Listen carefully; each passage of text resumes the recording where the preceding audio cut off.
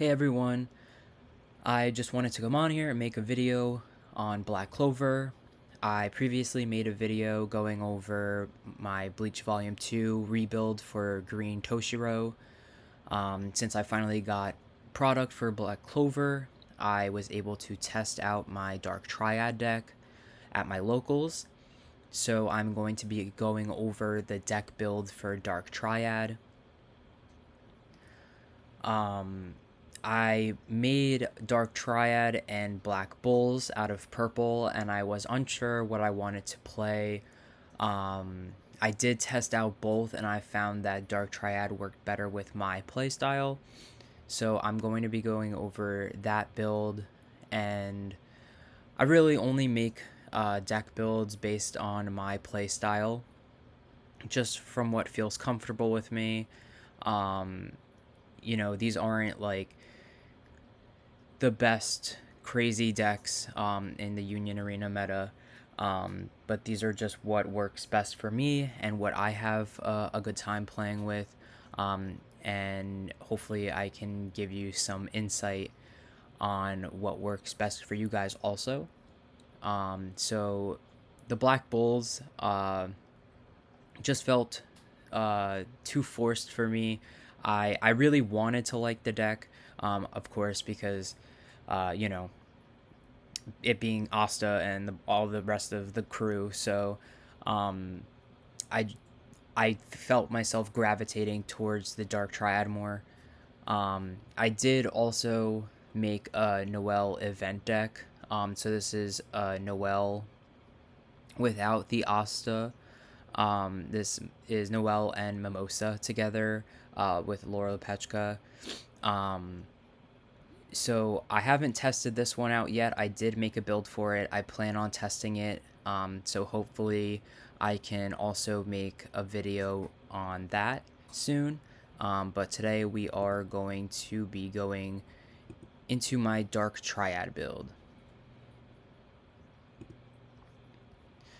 I will link everything in the description.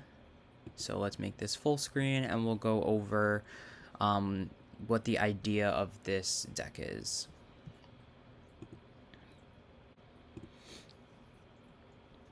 So first is Vanica. I am running 4 of her 0 cost. When sideline, draw a card, then place one from your hand into your sideline.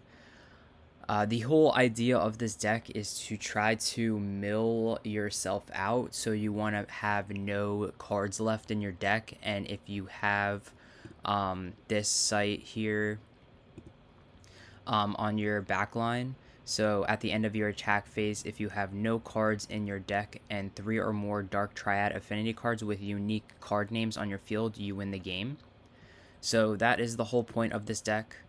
Of course, from me testing it, I have never gotten to win that way, but you come very, very close to it. I think with more practice and learning more combos and making sure I'm utilizing all of the draw power within this deck, I think I can get to it. I think the closest I got was 4 or 5 cards left in my deck by the end of the game. So I think that will just come with practice. But we will look at the build and we can go into some of the combos that I've used with testing this deck out. So I am running 4 of this. It is kind of unfortunate she doesn't have a raid. I am hoping eventually that we get one.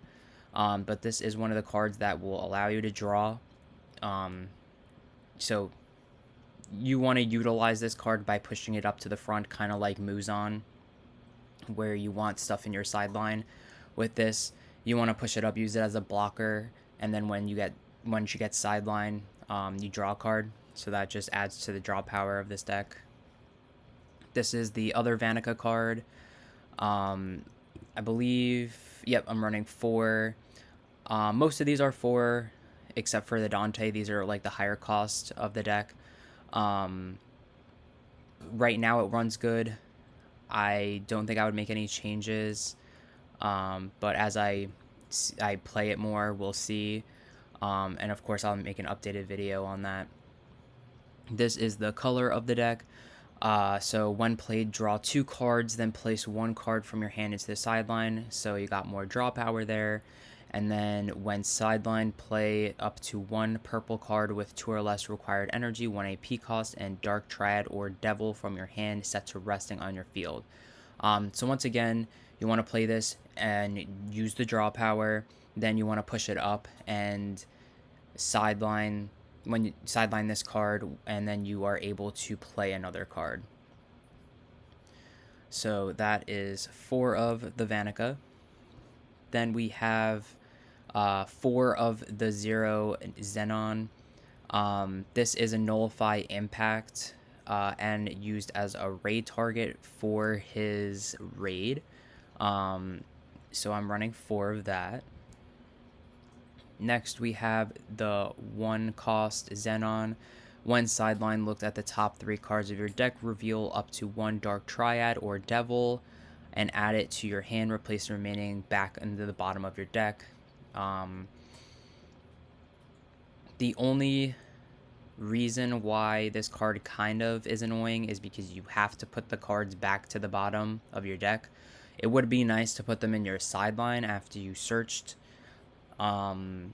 This card is good because it is another raid target for Zenon, but you are searching a lot for your raids because those are going to be the strongest in this deck, especially that Dante. The Dante raid you want as soon as possible because that will help mill your deck out.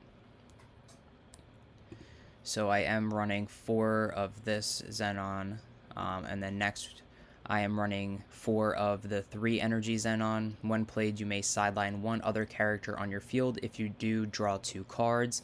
This is a double energy, which is really important. You need at least 1 double energy on your backline to get that 5 energy Dante out. This card is great also because you can use this card for other cards that have when sidelines. So I've had this Vanica on my backline, just using her as energy, or even this one. And when you play this card, you will sideline a card with a when sideline ability, so you can get the most out of sidelining a card. So let's say you sideline this Zenon, or sorry, you sideline this Vanica. You would sideline her, then you would draw a card and place 1 from your hand into your sideline.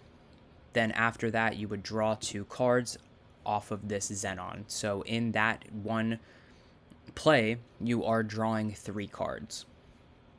So like I said, it's just getting the most out of the draw power on this deck, making sure you're doing stuff like that to eventually try to get yourself to deck out. Next is the raid Zenon. So this has nullify impact when it's raided. Once per turn, you can activate the main and place 4 cards from your sideline into your removal area. If you do this, character gains. This character cannot be blocked by a character with 3,000 or less BP until the end of turn. This is great, especially if you want to target a 4K. Since this deck doesn't have impact, you're trying to remove their high BP cards off the front line. So when you do activate this, it forces them to either block with a 4,000 BP card or higher, or just take a life because they can't use a small body to block. And trust me, you will have a lot of cards in your sideline, so you can activate it a lot within the matches. He also has a when attacking, so when you attack, you draw a card. But if this character attacks and is blocked, you have to place 1 card from your hand into your sideline. Not terrible, because when you're attacking, you are drawing a card. So every time you attack, you're milling yourself. When it's blocked, you have to place a card to your sideline. It's not the worst thing because you will have a lot of cards in your hand. So it's better to put it in your sideline than eventually have to remove cards from your hand when you're at hand size. Alright, next we have the 0 energy Dante. This is just the raid body for the bigger Dante. I am running 4 of that. Next, we have the 2 energy Dante. When played, look at the top card of your deck, then place it on top or into your sideline. This card is really great. Another raid body. But when you are getting closer to the bottom of your deck, or if you're just looking for something, this is really great when played. So essentially, when you get close to there, you just want to put the top card into your sideline. You don't even care. Like late game, you're just trying to mill as fast as you can. Next, we have the 4 energy Dante. I am only running 3 of this.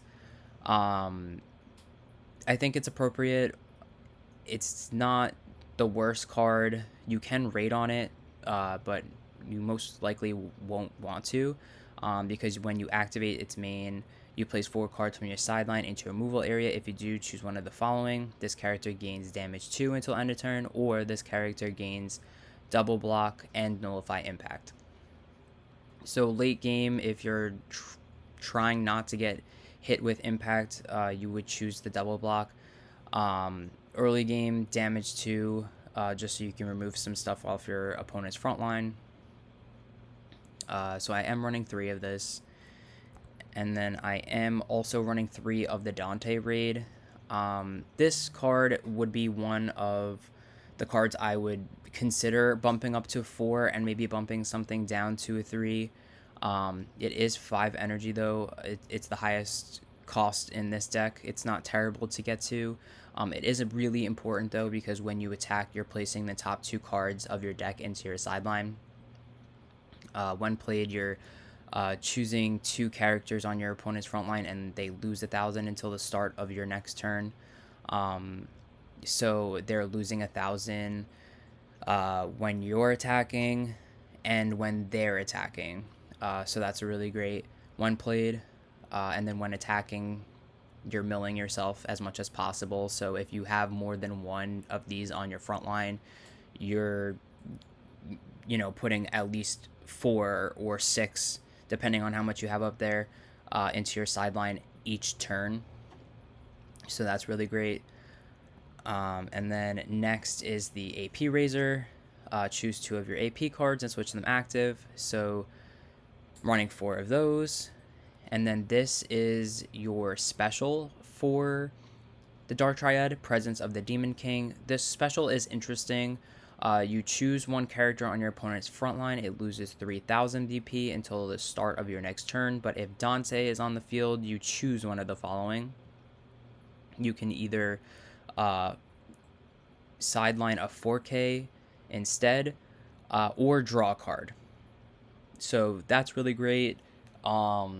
If you are close, like I said, to decking yourself out and you have this in your hand, you can literally just play it so you can draw a card, which will help you get closer to winning.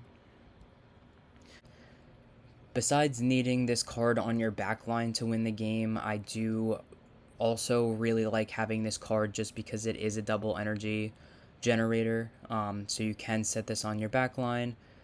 It does also have an activate main, switch to resting, place 4 cards from your sideline into your removal area. If you do draw a card, then place 1 card from your hand into your sideline.